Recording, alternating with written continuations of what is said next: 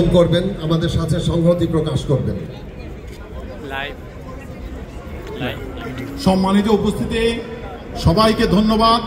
আজকের এই রক্তাক্ত বাংলাদেশের মানচিত্রের কথা চিন্তা করে আপনারা যে আয়োজন করেছেন, এই আয়োজনের আমি সাধুবাদ জানাচ্ছি। তার সাথে সাথে আমি আজকে মর্মাহত, আমি আজ দিক বিধ্বস্ত, কারণ আজকের যে বাংলাদেশ, আমার জন্ম 1971-এর পরে আমি স্বাধীনতা দেখিনি, তবে আমি শুনেছি স্বাধীনতা যুদ্ধে যেভাবে 71-এর পরাজিত শক্তি যখন পরাজয় বরণ করতে যাচ্ছিল, তখনই তারা নির্মমভাবে হত্যা করেছিল আমাদের আপামর বুদ্ধিজীবী, সাংবাদিক, কবি এবং সাহিত্যিকদের। তার সাথে সাথে তারা মাইনরিটি পিপল, আমাদের হিন্দু ভাইদেরকে, বৌদ্ধ, খ্রিস্টান সকল মাইনরিটিদেরকে হত্যা করেছিল, কারণ তারা জানে বঙ্গবন্ধুর বাংলাদেশ হবে একটি অসাংবিধানিক, একটি সাংবিধানিক অসাম্প্রদায়িক বাংলাদেশ, যে বাংলাদেশে সকলেই সমান স্তরে জাতিভেদে বিচরণ করতে পারবে এবং বসবাস করতে পারবে। আজ তারা তারই প্রেতাত্মা, যারা সেই সময়ে আমাদের এই বুদ্ধিজীবী লেখকদের হত্যা করেছিল, তাদেরই সন্তানরা আজকে আমাদের ভিতরে। আপনারা জানেন গত 15 বছর আমরা ক্ষমতায় থাকাকালীন অবস্থায় আমাদের জননেত্রী শেখ হাসিনা যেভাবে দেশ চালিয়েছিল, তারা বুঝতে পেরেছিল জননেত্রী শেখ হাসিনাকে পরাজয় বরণ করা এত সহজ কিছু না। তাই তারা আমাদের ভিতরে ঢুকে গিয়েছিল। আজকে দেখেন যারা ছাত্রলীগ করেছে, আজকে তারা আবার সেই সমন্বয়কের পর্যায়ে এসে পৌঁছেছে। তারা আমাদের ভিতরে ঢুকে আমাদেরকে হত্যা করে, আমাদের ভাইদেরকে হত্যা করে, তারা তাদের সেই নীল নকশা বাস্তবায়িত করে আজকের এই রক্তাক্ত বাংলাদেশ গড়িয়ে উঠেছে। তারা জানে যদি জননেত্রী শেখ হাসিনাকে পরাজিত করতে না পারে, যদি আওয়ামী লীগের সেই শাসনামল বাংলাদেশের যেভাবে স্বর্ণযুগে অক্ষরে অক্ষরে বাংলাদেশের যেই উন্নয়ন এবং অবকাঠামো তৈরি করেছিল, সেই অবকাঠামোর দ্বারা বাংলাদেশের জনগণ কখনো বাংলাদেশ জননেত্রী শেখ হাসিনাকে ভুলতে পারবে না। তারা বুঝে গিয়েছিল। তাই তারা এরকম একটা যেই দেশীয় এবং পরাশক্তি মিলিয়ে একটা কম্বিনেশনের মাধ্যমে তারা এদেশের মানচিত্রকে ধূলিসাৎ করে বাংলাদেশের যে স্বাধীনতাকামী জনগণ, যারা আজকে স্বাধীনতার সুফল ভোগ করতে যাচ্ছিল, আজকে এটাকে ধূলিসাৎ করার জন্য উঠে পড়ে লেগেছে এবং তারা তাদের সেই এজেন্ডা বাস্তবায়ন করতে যাচ্ছে। আমাদেরকে ভুলে গেলে চলবে না। আমরাও মুক্তিযোদ্ধার সন্তান, আমরা কবি, সাহিত্যিক, লেখক, সকলেই আমরা এদেশটাকে যেভাবে 71-এর মুক্তিযুদ্ধে স্বাধীন করেছিল, আজকে আমরা সবাই মিলে এদেশের আবার গর্জে উঠবে সেই 71-এর হাতিয়ার, যেভাবে গর্জে উঠেছিল 71-এ, আজকে সেভাবে আমরা আবার জাগ্রত হব, একাত্মতা ঘোষণা করে সবাই আমরা মাঠে নেমে পড়ব। এবং সেই আন্দোলন আমাদেরকে চালিয়ে নিতে হবে। এই আন্দোলন হবে বৈষম্য বিরোধী আন্দোলন, এই আন্দোলন হবে আমাদের জাগ্রত বাংলাদেশের আন্দোলন, এই আন্দোলন হবে আমাদের 71-এর মুক্তিযুদ্ধের যে চেতনাবাহী পতাকা, সেই পতাকাকে আমরা যেন রক্ষা করতে পারি, স্বাধীনতাকে যেন আমরা রক্ষা করতে পারি, এই আন্দোলন হবে। সেই আন্দোলন সবাইকে আমাদের মুজিবীয় শুভেচ্ছা জানিয়ে আজকে এখানে শেষ করছি। জয় বাংলা, জয় বঙ্গবন্ধু, বাংলাদেশ দীর্ঘজীবী হোক।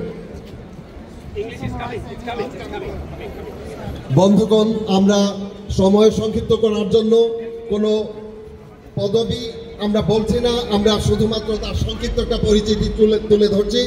এবারে আসবেন কবি হাসান আল আব্দুল্লাহ।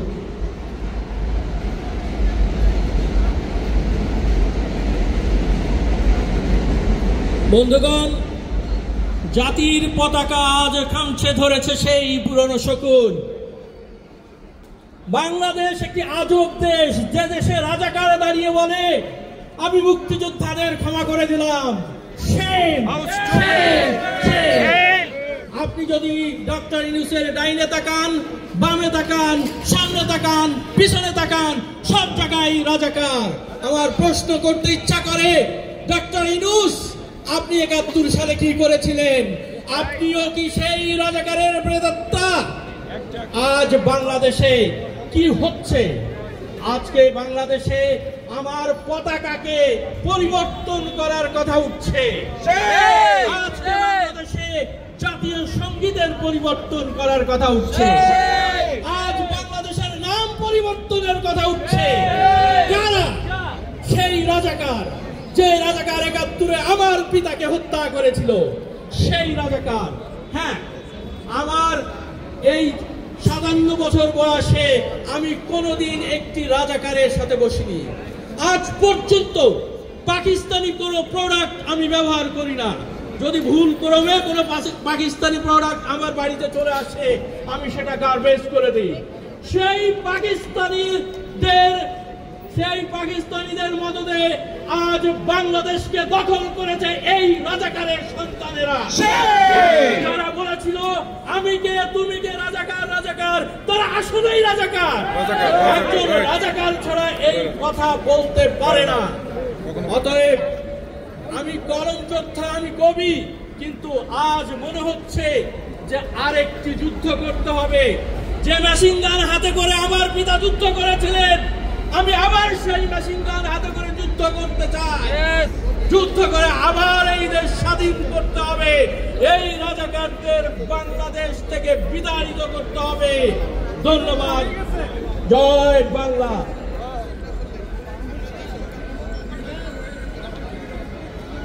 বন্ধুগণ, আমেরিকান বন্ধুদের উদ্দেশ্যে এখন আমাদের আজকের এই অনুষ্ঠানের পক্ষ থেকে কথা বলবেন ডক্টর নুরুন নবী।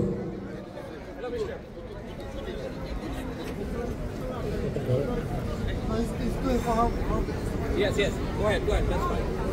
Dear friends, we are here to protest the establishment of illegal government in Bangladesh headed by Professor Dr. Yunus. He is an illegal government head supported by anti-government forces within Bangladesh and outside Bangladesh, and there is an allegation that America is behind this coup. It's a kind of coup. So we are here to protest that this so-called interim government, which is illegal, they are trying to rewrite the constitution headed by a foreigner. He is not even a Bangladeshi citizen.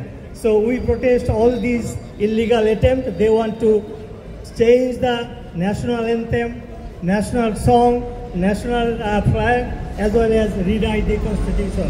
Bangladesh people, those who sacrificed 3 million people and more than 200,000 women lost their honor to establish this country. We will not compromise, we will never compromise with the fundamental principles of Bangladesh, especially these non-secular. That is an attempt to establish a religious fundamentalist government and state. We will oppose it, we will protest it, and we will resist it. Bangladesh was established to set up a secular society where there will be rights for all religions. But this government headed by Professor Yunus, they are trying to establish a religious fundamental society which is not acceptable, for which we did not sacrifice our blood and we did not sacrifice our struggle. So we are here to protest all this, and we urge all the pro-liberation forces within the country, outside the country, to support our cause and oppose this illegal government. Thank you. Joy Bangla, Joy Bangabandhu. বন্ধুগণ, এবার আমি আহ্বান জানাবো doctor প্রদীপ রঞ্জন করকে সংক্ষিপ্ত বক্তব্য রাখার জন্য। আপনারা কোনোভাবেই অনুগ্রহ করে 1 মিনিটের বেশি সময় নেবেন না। আমরা চাই যে সবাইকে যেন সুযোগ দিতে পারি তাদের সংহতি প্রকাশে।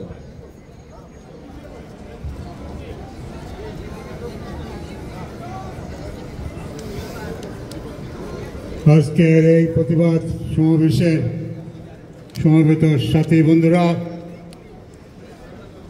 আপনারা আমার সংগ্রামী শুভেচ্ছা গ্রহণ করুন। আপনারা সকলেই জানেন বাংলাদেশের কি ঘটতে যাচ্ছে এবং কি ঘটছে। বাংলাদেশে আজকে একটি তাবিদার সরকার, ইউনূসের সরকার, আনকনস্টিটিউশনাল অন্যায়ভাবে অবৈধভাবে ক্ষমতা দখল করেছে। সেই ভদ্রলোক আগামীকালকে আমাদের এই নিউ ইয়র্ক শহরে আসবে। তাকে আমরা সবাই মিলে কি করব? অবাঞ্ছিত, প্রতিহত এবং বিক্ষোভ তিনি যেখানেই থাকবেন সেখানেই আমরা বিক্ষোভ প্রদর্শন করব। আজকের এই প্রতিবাদ সভা এটাই হবে শপথ। সব শেষে বলবো যে বাংলাদেশ আজকে পাকিস্তানের প্রেতাত্মারা আজকে বাংলাদেশকে খামচে ধরেছে। যারা এই 52 বছরে পলাতক ছিল তারা আজকে সামনে এসে বাংলাদেশকে আজকে পাকিস্তান বানানোর চেষ্টা করছে। আমরা 30 লক্ষ শহীদের বিনিময়ে এই যে পতাকা দেখছেন, লাল সবুজের পতাকা, আমি নিজে একজন মুক্তিযোদ্ধা। আমি জানি যে বাংলাদেশ কিভাবে এসেছে, বাংলাদেশ সৃষ্টি হয়েছে কত কষ্ট এবং কত রক্তের বিনিময়ে। সেই বাংলাদেশ নিয়ে কোনো সিনেমিনি খেলা চলবে না।